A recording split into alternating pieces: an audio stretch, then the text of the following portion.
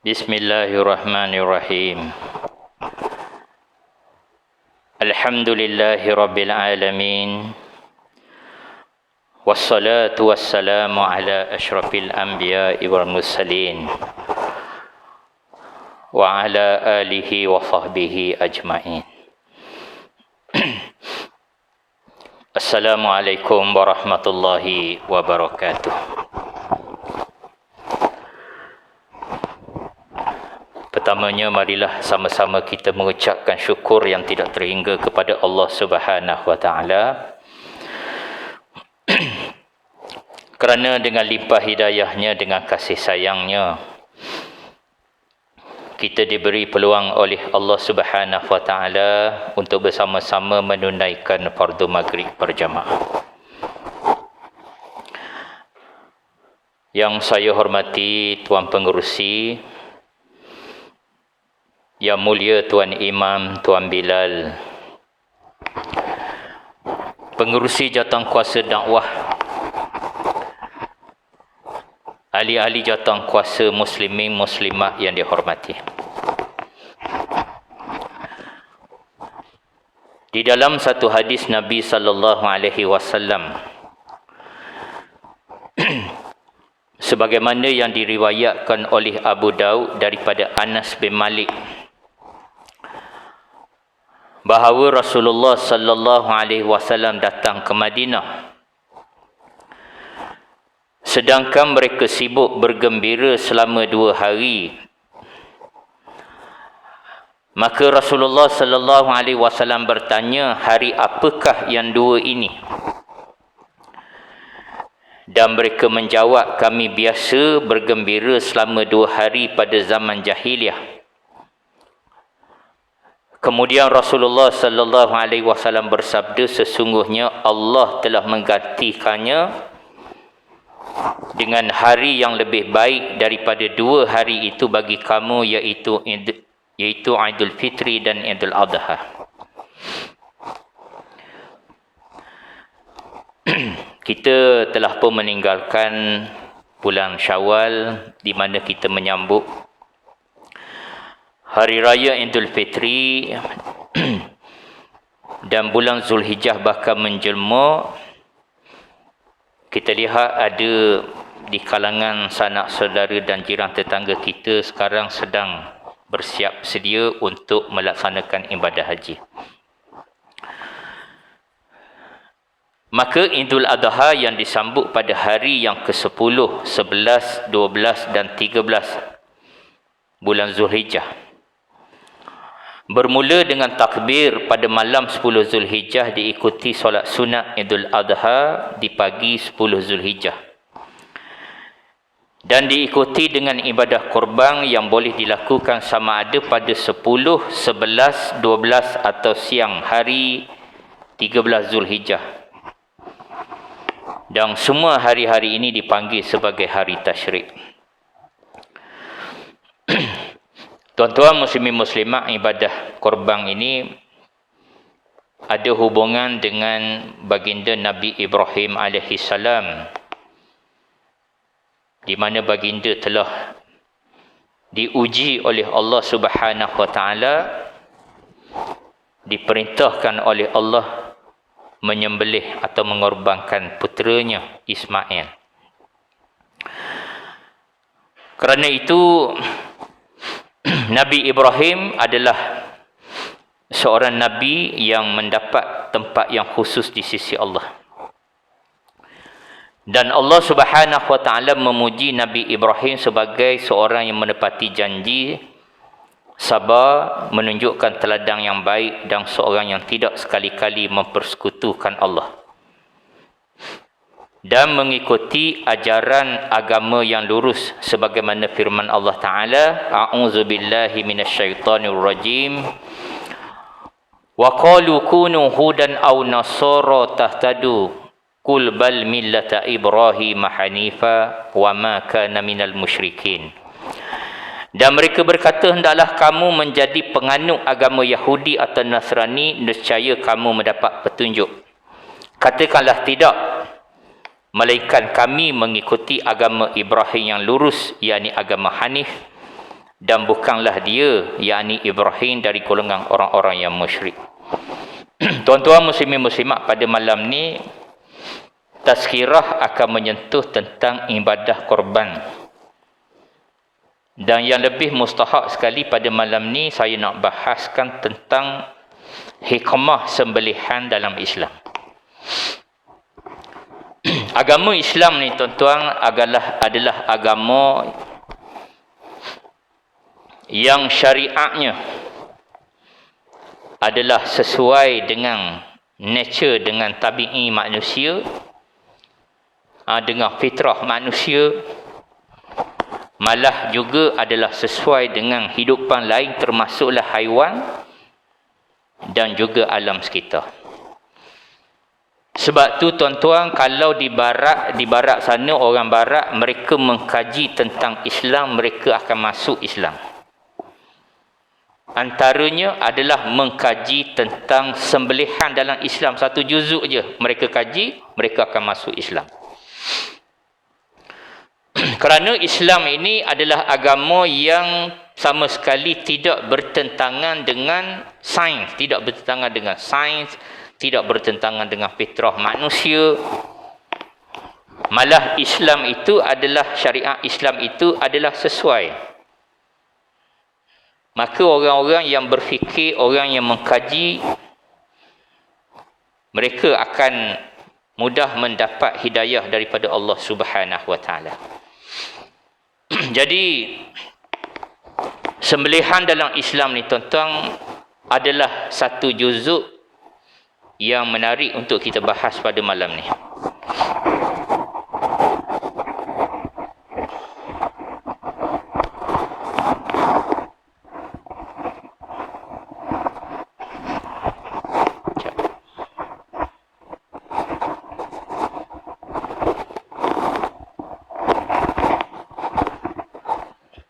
Ya.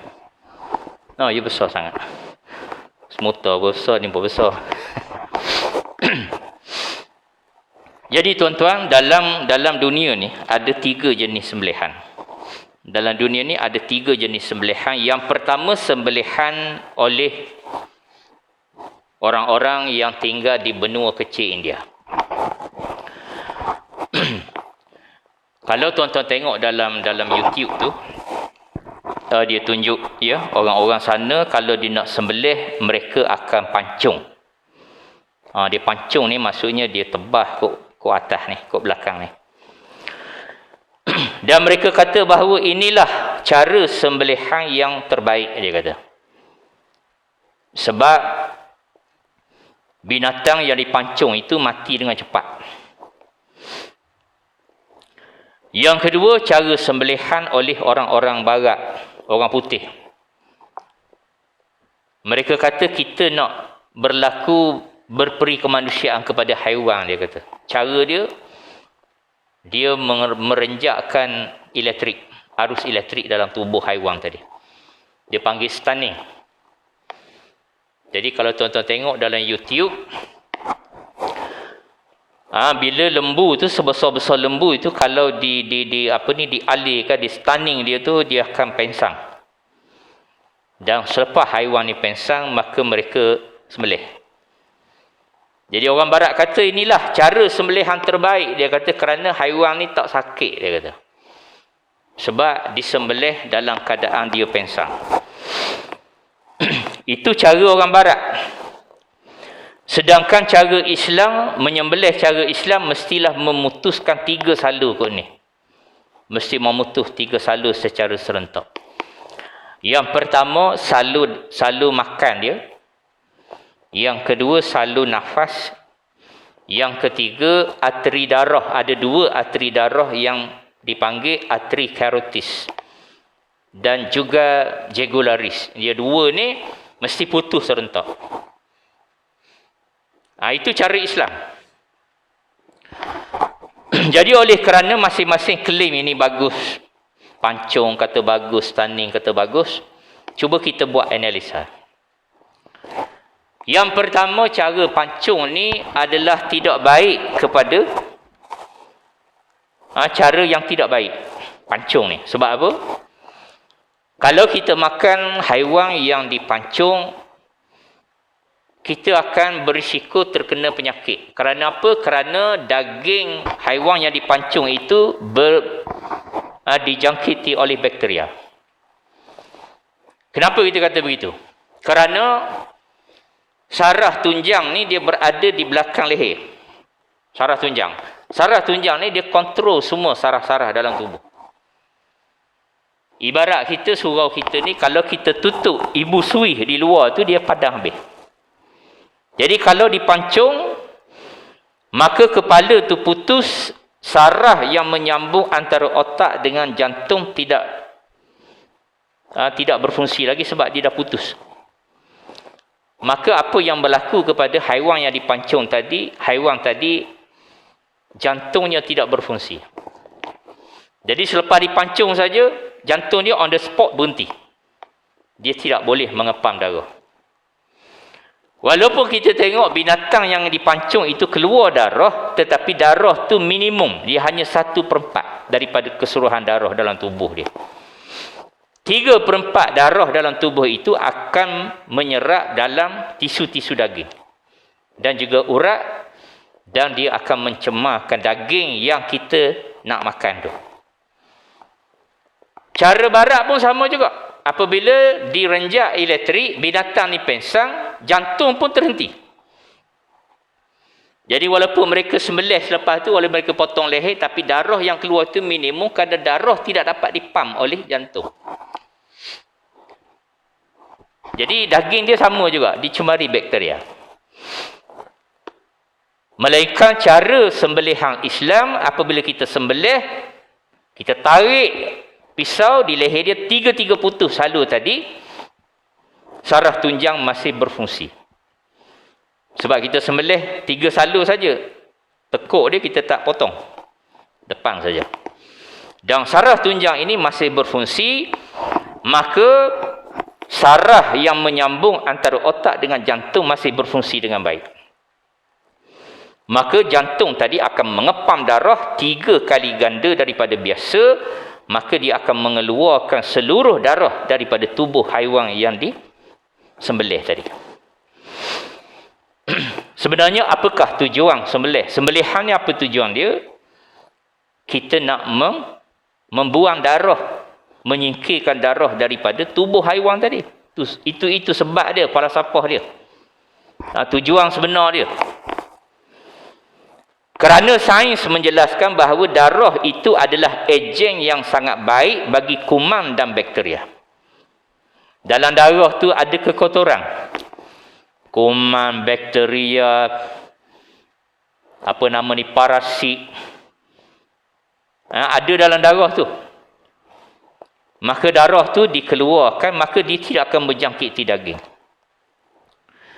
Islam adalah agama yang sangat mementingkan kebersihan, kerana sembelihan itu mahu supaya darah mengalir keluar daripada tubuh, di mana sewaktu darah keluar, racun dan kuman ataupun bakteria yang ada dalam darah akan keluar daripada tubuh, dan ini meminimumkan risiko terkena penyakit ketika kita memakan daging itu. Sebab itu jenis daging yang disembelih cara Islam adalah sesuai dengan prinsip Good Manufacturing Practice, GMP, yang menghasilkan healthy food. Sebab tu tuan-tuan, hari ni kalau kita tengok negara-negara yang mengeluarkan produk halal, daging halal ni, macam New Zealand, Australia, Argentina, Germany, negara-negara ni, mereka menyembelih cara Islam. Jadi yang diekspor tu banyak daging halal. Kerana permintaan yang tinggi di antarabangsa, bukan saja orang Islam minta, orang bukan Islam juga mahu daging halal. Saya pernah menghadiri satu persidangan antarabangsa tentang halal. Masa saya hadir, saya daripada UTM tu, saya seorang je masa tu, wakil. Saya menyertai. Tapi saya lihat ada delegasi daripada Korea, 7 orang datang. Saya masa tu saya hairanlah macam mana negara bukan Islam ni boleh ada. Setahu saya di Korea orang Islam tak ramai. Kalau di China tu ramailah orang Islam kan. Jadi saya tanya dia. Dia kata, tuan, di negara kami di Korea Selatan ni, rakyat kami memilih daging halal, dia kata. Maksud halal ni bagi orang Korea ni, halal ni maksudnya sembelih. Walaupun babi disembelih tu dia anggap halal lah. Di Korea. Sebab tu tuan-tuan jangan terkejut kalau pergi ke Korea, melancong ke Korea, masuk hypermarket, jumpa makanan dalam tin daging babi, dia tulis halal situ. Halal maksud dia tu daging disembelih. Yang cara barat disebut tidak halal. Sebab apa? Orang Korea ni, mereka pun cerdik. Sebahagian besar berpendidikan, mereka buat kajian. Daging yang bersih macam mana, daging yang tidak bersih macam mana. Ada satu eksperimen yang dibuat di barat. Saya cek, saya dah buat cross check Prof Deng, saya dah cek. Di universiti ni mudah je, kita ada kemudahan untuk kita periksa benda tu. Adakah benda ni betul? Tuling ke, adakah betul dibuat, atau bila, kalau dibuat tu bila kita boleh cek. Dan kajian ini, eksperimen ini dibuat oleh orang bukan Islam. Dia buat di Jerman. Dibuat di Jerman. Macam mana mereka buat eksperimen ini?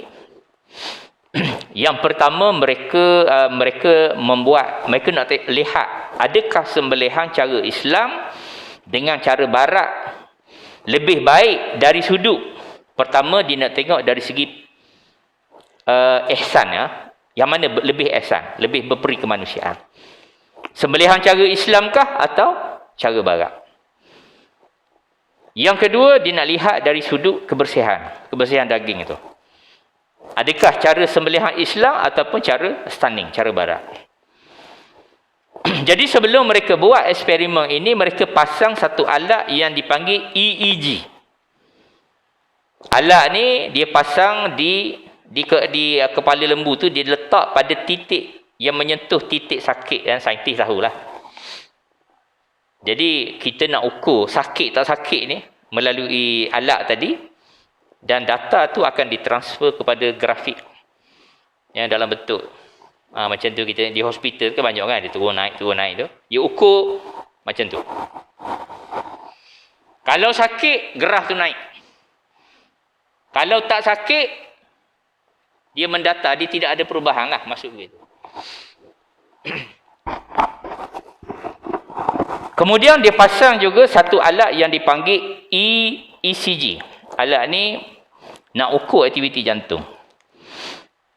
Sebenarnya kalau kita rasa tak selesa, dada kita rasa kepak, lain macam kan, pergi ke klinik, dia akan buat ujian ni. Dipanggil electrocardiograph.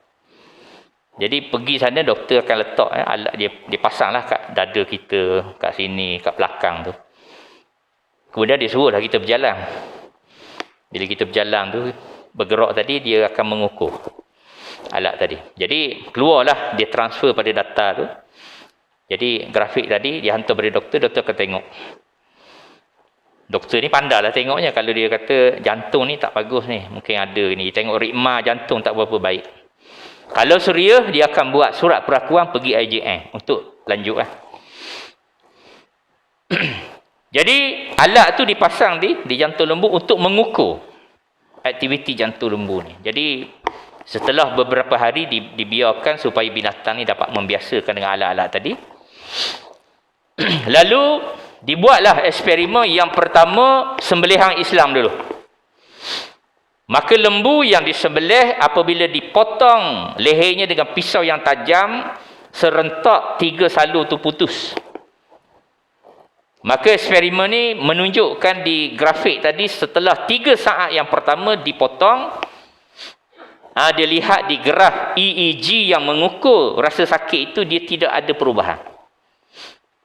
Maksudnya lembu tu tak sakit.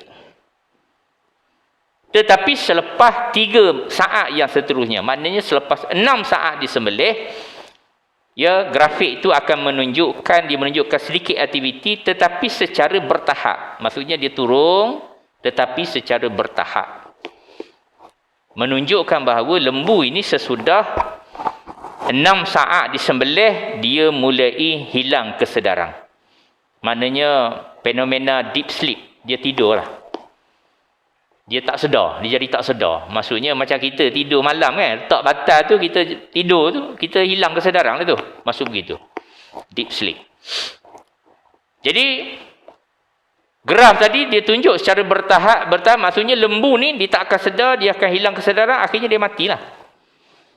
Masa disembelih, dia tidak sakit. Kemudian, dia tidur. Akhirnya, dia mati.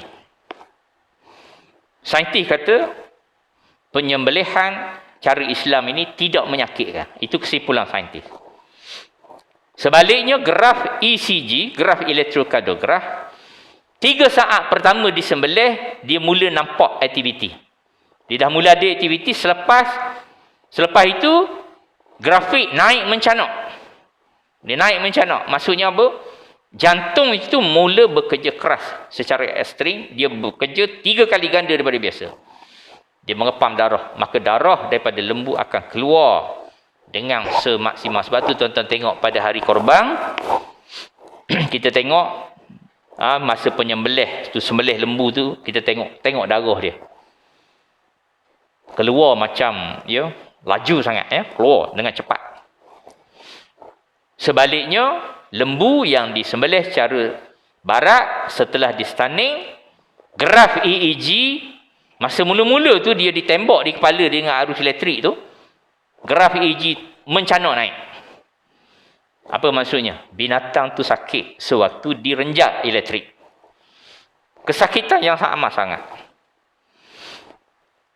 Sebaliknya, apabila dilihat pada graf ECG, jantung tak bekerja. Dia tak tunjuk perubahan. Sebab binatang yang direnjak elektrik ni, bila dia pengsan, jantung dia on the spot berhenti. Maka saintis membuat kesimpulan bahawa cara barat itu sangat tidak berperi kemanusiaan kerana haiwan itu sakit sewaktu di stunning, direnjak elektrik. Jadi adalah argumen, orang argue lah.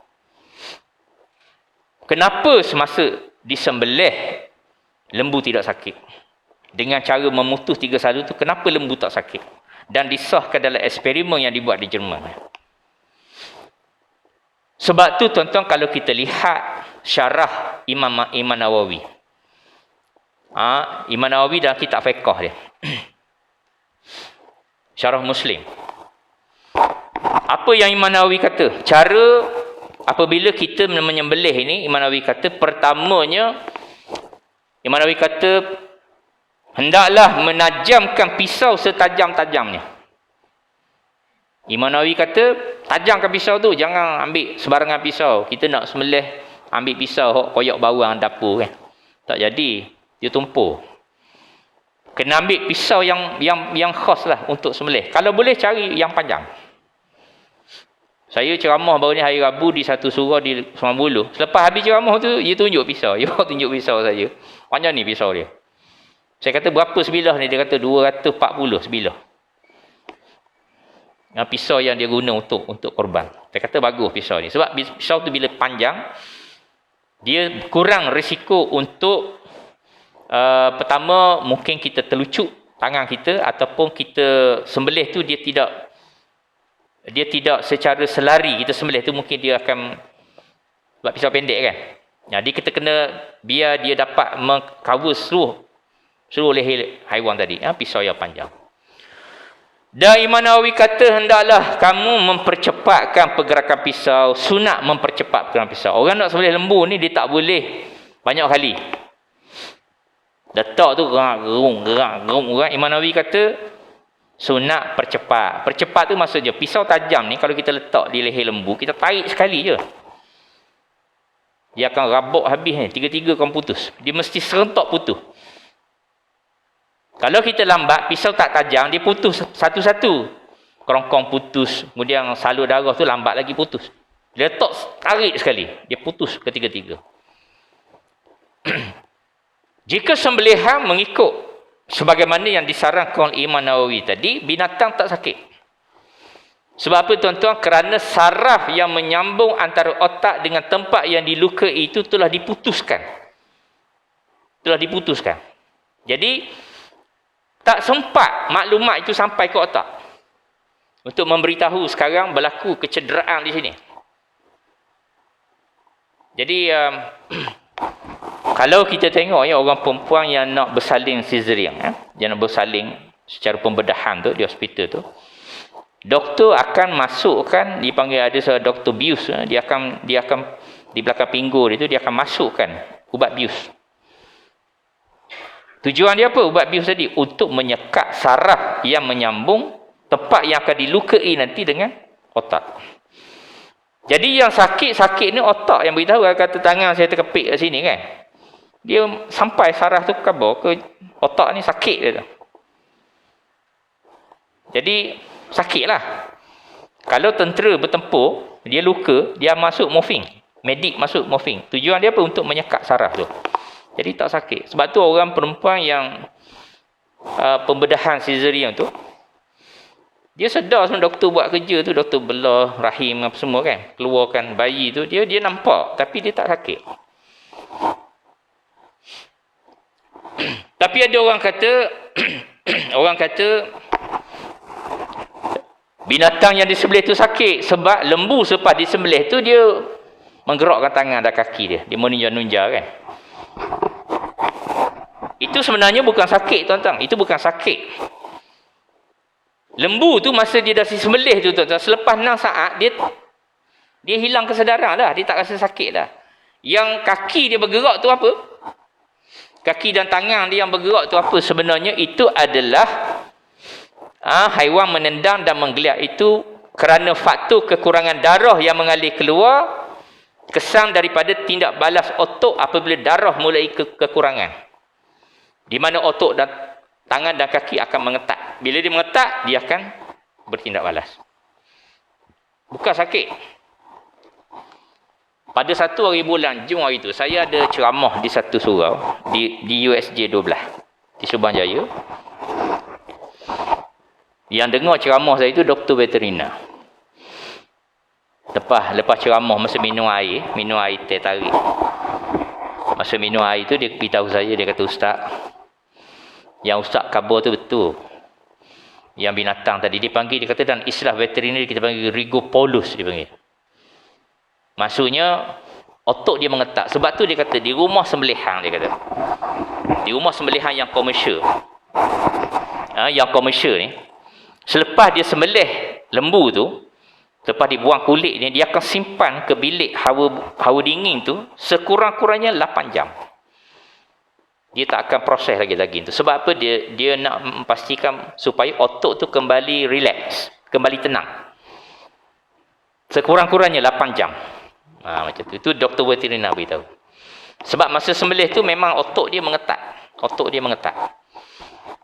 Tapi kalau kita buat sembelihan ni hari Idul Adha, tak payahlah tunggu 8 jam. Gantung dulu. Terus saja proses, tak ada masalah. Kita sebut ni yang komersial lah. Yang komersial begitu.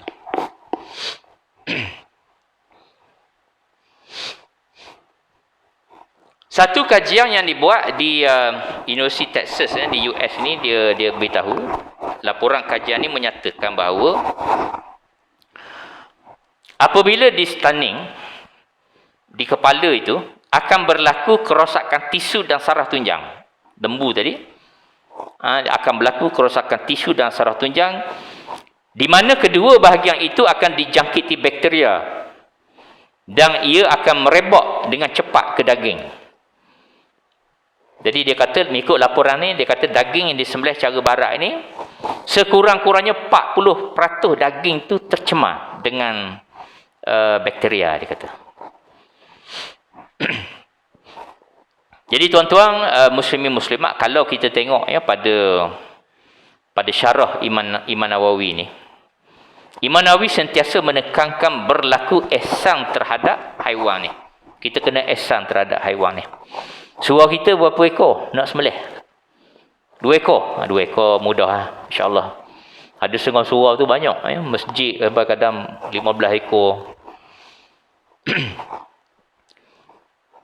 Apa Imam Nawawi kata? Imam Nawawi kata, pertama, bila kita meletakkan ihsan terhadap haiwan ini, pertama, tidak menajamkan pisau di depan haiwan. Jadi kita nak sembelih tu, kena sembelih tempat lain lah, jangan depan dia. Nak sembelih dia, kita asah depan dia. Kita kata lembu ni bukannya faham. Dia memang tak faham, tapi lembu ni dia ada naluri. Dia pun faham, dia pun reti. Binatang ni bukan kata tak reti, dia reti. Yang tidak ada akal, dia tidak ada akal. Tapi dia ada naluri, sama dengan anak-anak kita. Anak kecil. Anak kecil kita kan. Dia tak ada akal, tapi dia ada naluri. Dia berpandu pada naluri. Sebab tu anak yang belum mukallaf ini, dia tidak ada dosa. Dia tidak ada dosa. Kalau anak kecil ni mati, tak perlu pun buat tahlil tu anak, tak perlu. Dia bukan ada dosa. Kalau nak doa pun, doa untuk mak ayah dia. Jadi anak ni apabila dia mencapai mukallaf, dia cukup umur, masa tu akal dia ni sudah berfungsi dengan baik. Macam kita lah, akal kita ni dah berfungsi dengan baik. Jadi tegaklah syariat ke atas orang yang sempurna akal dia, tertegak atas dia. Tapi ada orang ni bila dia mencapai umur yang agak lanjut ni, sampai 80 90 ni, dia hilang balik.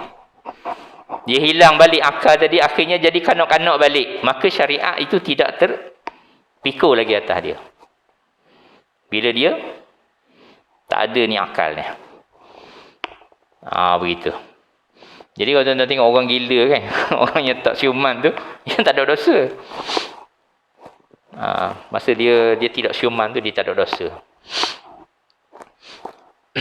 Yang kedua, tidak menyembelih haiwan depan haiwan-haiwan lain yang akan disembelih.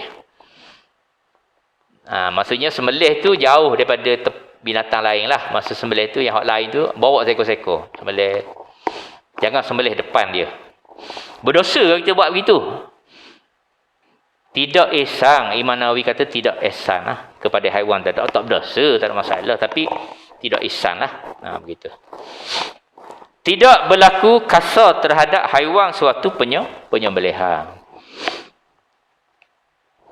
Kadang-kadang tuan-tuan saya terima juga video ni daripada surau-surau tempat saya mengajar ni. Dia semangat nak beritahu.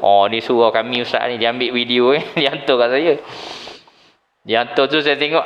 Tak jadi ni cara macam ni. Sebab apa? Kadang-kadang setengah surau tu atau tempat orang sembelih tu, dia melayang binatang korban ni macam lebih ganas daripada harimau. Bila dia tambak tu, dia tambak kuku-kuku sampai binatang tu lemah. Dia tambak tangan, tambak kaki, tak cukup. Ambil kayu letak lagi di tengah, tak cukup lagi. 4 orang lelaki menindang dia. Tindih lembu tu. Mari seorang-seorang pula 90 kilo ke 100 kilo. 400 kilo tindih dia. Tak kesian ke haiwan tu? Tak perlu sebenarnya, tak perlu. Sebab tu tuan-tuan, nak melaksanakan ibadah korban ni, kita ni kena ada preparation lah, dari segi knowledge dia. Bagi saya seorang lelaki yang mukallaf, yang sihat tubuh badan, kecuali hak tak sihat lah. Hak yang tak berapa sihat tu lain cerita. Ni hak sihat tubuh badan, lelaki yang mukallaf mesti tahu sembelih. Mesti boleh menyembelih. Sebab apa? Di dalam hadis-hadis sahih Nabi SAW, bila melakukan ibadah korban, Nabi sembelih sendiri. Binatang korban tu Nabi sembelih sendiri. Jadi kalau kita ikut sunnah, kita kena sembelih sendirilah. Kalau nak ikut sunnah, nak dapat pahala sunnah tu. Tapi sebab kita hidup ni bermasyarakat ni, kadang-kadang payah kan. Ada tempat tu kadang-kadang padat penduduk. Maka letak kepada satu jawatan kuasa utuh pun okey. Bila dia membabitkan maslahat, tak ada masalah. Tapi kalau kita buat di kampung contohnya kan, di rumah kita sendiri, kitalah yang sembelih haiwan tu. Sebab pernah berlaku dululah, lama sebelum PKP dulu. Satu surau tempat saya mengajar, dia telefon saya. Masa tu pukul 11, 11.30. Dia kata, Ustaz kena mari suruh kami sembelih lembu dia. Saya kata, kenapa pula? Dia kata, tukang sembelih tak sampai, jatuh motor, patah pinggang. Masuk hospital, saya kata dalam ramai-ramai tak ada boleh sembelih. Tak ada tak. Takut darah dia. Takut darah, takut luka, tak pandai, tak ada ilmu. Tak biasa, was-was dia kata nak sembelih takut tak putus. Jadi saya kata begini. Sepatutnya kita kena ada persediaan lah. Maksudnya kalau di surau kita ni kita kena ada buat satu program, contohnya kursus sembelihan. Buat begitu. Tuan-tuan kena pastikan ada pelapis-pelapis ni. Anak-anak kita kena libatkan anak-anak muda kita kan. Sebab generasi hak lama ni mungkin esok akan meninggalkan, siapa yang akan menggantikan kita? Bukan setakat sembelih lembu, nak urus jenazah apa semua kan. Jangan mengharap seorang, biar ramai boleh buat. Kadang-kadang bergantung pada seorang tu dia boleh buat. Hak mandi jenazah seorang tu dia boleh buat. Hak lain tak belajar contohnya kan. Jadi kalau berlaku kecemasan susah. Jadi buatlah kursus seperti ini. Ya, pengurusi boleh cari ayam pencen 2-3 bakul. Berlatih sembelih. Ambil ayam pencen sembelih macam tu. Belajar. 8.5 ya. Baik. Dan meletakkan haiwan itu dalam keadaan selesa, Imam Nawawi kata.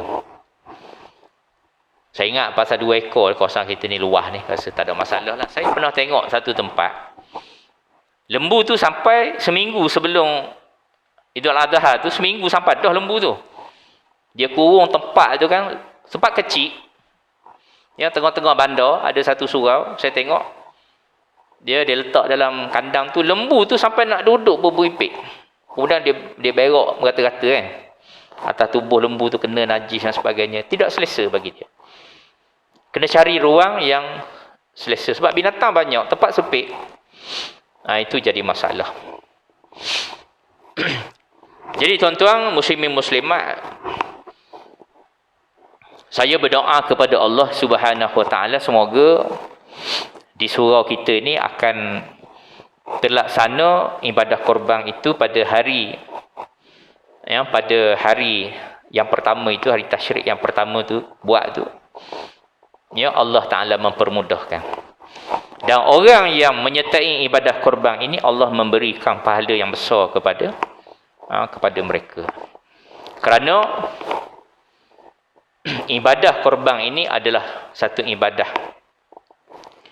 yang sangat memberi pahala kepada kita. Kerana apa? Pertama sekali, kita berkorban juga tu. Bila kita menyertai ibadah korban ni, kita berkorban. Wang ringgit lah kita kena beli kan, minta korban ni.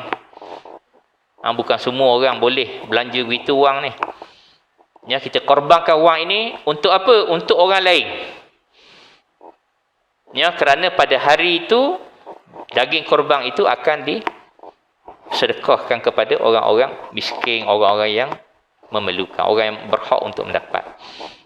Ada setengah orang ni tak mampu makan daging kecuali hari korban je. Hari korban mereka berpeluang makan. Sekarang berapa sekilo daging? 45 sekilo. Baru-baru ni kalau hak segar tu sampai 50. Ya, jadi bukan semua orang mampu beli tu, RM50 sekilo. Dah jadi barang mewah. Jadi hari korban itu memberi peluang kepada orang-orang yang tidak mampu ini untuk menikmati daging. Saya rasa cukuplah sekadar tu. Saya buka peluang ada masa sikit kalau tuan-tuan nak bertanya.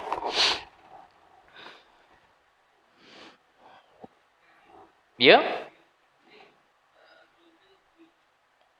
Sebelum sembelih? Nak bius binatang tu? Itu cara barat lah tu. Cara barat. Cara Islam tak payah bius, potong je 3 salur tu. Potong 3 salur tu. Itu cara Islam. Dan eksperimen tadi telah menjelaskan. Sembelihan cara Islam, pertama tidak menyakitkan haiwan. Yang kedua, dia menjamin kebersihan daging tu. Sebab daging tu darah keluar. Sebab darah tu kotor. Sebab tu tuan-tuan, kalau kita tengok dalil ni, surah Al-Baqarah ayat yang ke-173. Ya, surah Al-Baqarah ayat yang ke-173. Allah Subhanahu wa taala berfirman, a'udzubillahi minasyaitonir rajim. Innama harrama 'alaikumul maitata wad-dama wa lahmal khinzir wa ma uhilla bihi li ghairillah. Sesungguhnya Allah hanya mengharamkan bagimu bangkai, darah, daging babi dan binatang yang ketika disembelih disebut nama selain Allah. Pertama Allah kata bangkai itu haram. Kenapa bangkai itu haram? Walaupun bangkai itu walaupun binatang tu halal kita makan. Contohnya seekor kambing dilanggar lori tepi jalan pukul 10 pagi, pukul 4 petang kita tarik buat balik rumah. Kita pun lapar makan daging dia, haram. Sebab apa? Sebab binatang tu tak disembelih, darahnya itu telah mencemarkan keseluruhan daging dia. Jadi bangkai tu kalau kita makan dia berisiko untuk menyebabkan kita kena penyakit. Darah pun sama. Darah tu kotor. Sebab tu kita kena keluarkan daripada tubuh haiwan tu. Jadi kaum ibu semasa basuh daging, basuh ayam, basuh ikan, pastikan darah tu bersihkan. Dia bersihkan darah sebab tu haram. Kecuali kalau kita dah bersih tu ada lagi melekat satu dua kita tak nampak, tak apa, dimaafkan. Tapi kalau darah tu banyak kita sengaja biar macam tu, haram, tak boleh. Daging babi tu sahihlah haramnya. Sebab daging babi tu, dia daging tu mudarat makan sebab dia banyak mudarat, tapi saya sebut satu. Ada sejenis cacing, saya lupa nama dia, cacing tu, dia bertelur, dia boleh bertelur dan telur dia tu tak mati kalau direbuh. Walaupun pada takat didih, tuan-tuan bakar ke, rebuh ke, tumis ke, singgang ke, dia tak mati. Jadi orang yang makan babi tu, dalam perut dia sekurang-kurangnya ada 10 ekor cacing dalam tubuh dia. Sebab cacing tu bertelur, cacing tu mati, dia tinggalkan telur, telur tu menetas lagi. Jadi dalam tubuh dia ada sekurang-kurangnya 1000 ekor cacing tu. Dan Allah kata binatang yang ketika disembelih disebut nama selain Allah. Maksudnya selain daripada ahlul kitab, orang lain, agama lain tak sah kita makan. Maknanya kalau ada kawan kita acong agama Buddha, dia sembelih, tak boleh makan. Ataupun kawan kita orang asli dalam hutang sana, bukan Islam, dia sembelih, tak boleh makan juga.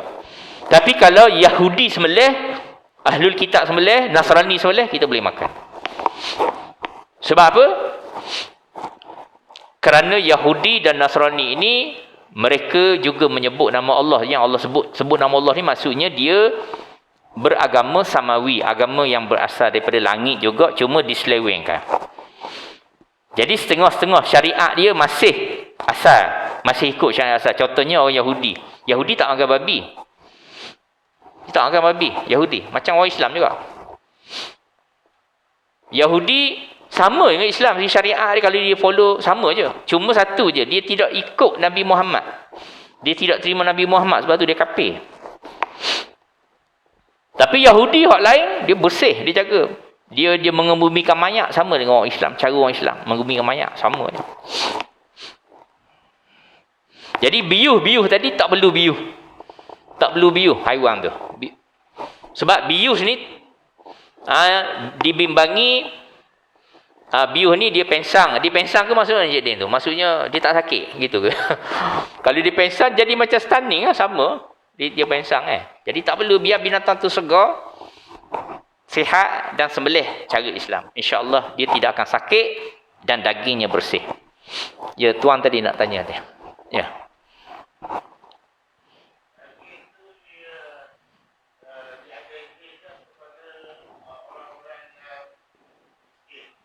Ya.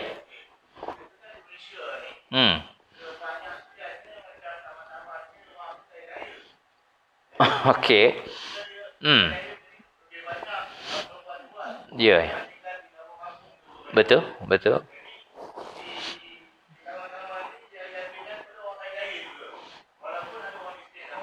Ya. Ya.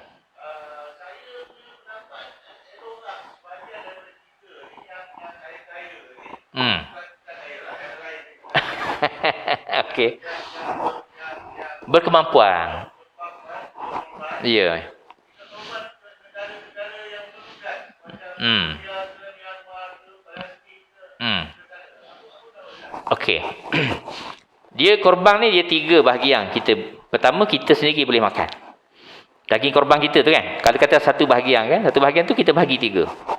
Satu untuk kita, keluarga kita boleh makan daging korban kita tu. Tapi makan semua.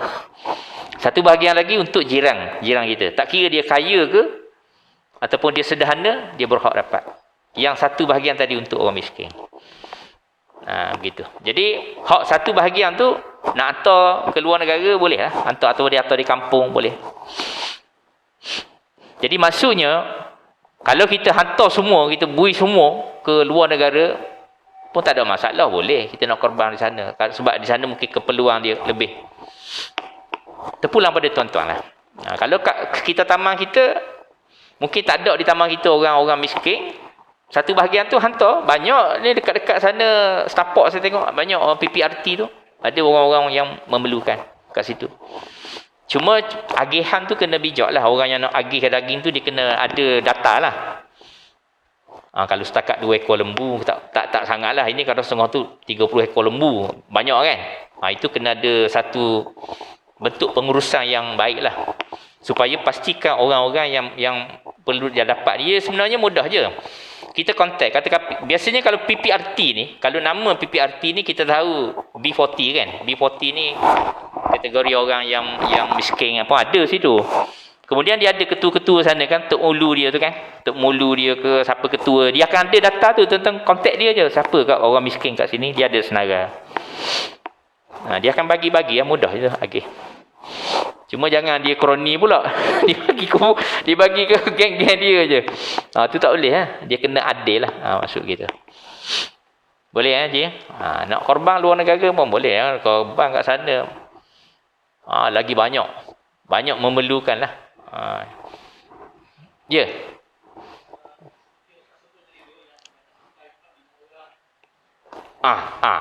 Ya.